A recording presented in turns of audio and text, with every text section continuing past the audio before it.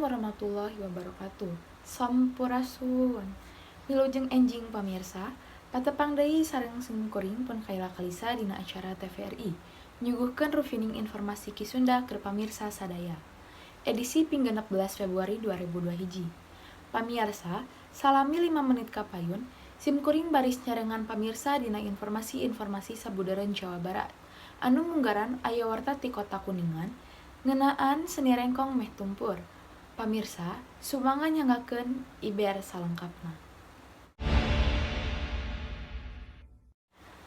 Seni rengkong kiwari geus arang deui aya nu nanggap di Tatar Pasundan, kaasup Kabupaten Kuningan.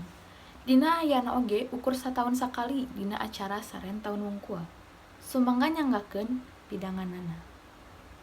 Rengkong teh seni asli Sunda nu teu bisa dipisahkeun tina budaya tetanen di Tatar Sunda. Ngaran rengkong oge kapan dicokot tina ngaran hiji pakakas paranti nanggung beas. Sabangsa pancatan nu dijieunna tina awi gombong, panjangna 2 meteran. Mun keur dipake nanggung sababaraha geges pare. Rengkong teh ilaharna sok ngaluarkeun sora nu aneh. Hasil tina ngeserna injuk jeung awi. Ari nu maenkeunana nurutkeun asep. Seniman rengkong asal Kuningan mah biasana lalaki nu geus sawawa bari make pakaian adat Sunda model kampret lengkep jeung pangsi hideungna. Diwuwuhan ku iket atawa totopong.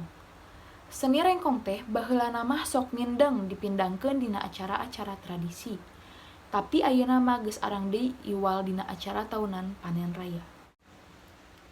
Pamirsa, informasi anu nembe mangrupi informasi pamungkas tina pidangan TVRI dengan ieu. Simkuring pun kaila kalisa pamit undur diri. Wassalamualaikum warahmatullahi wabarakatuh.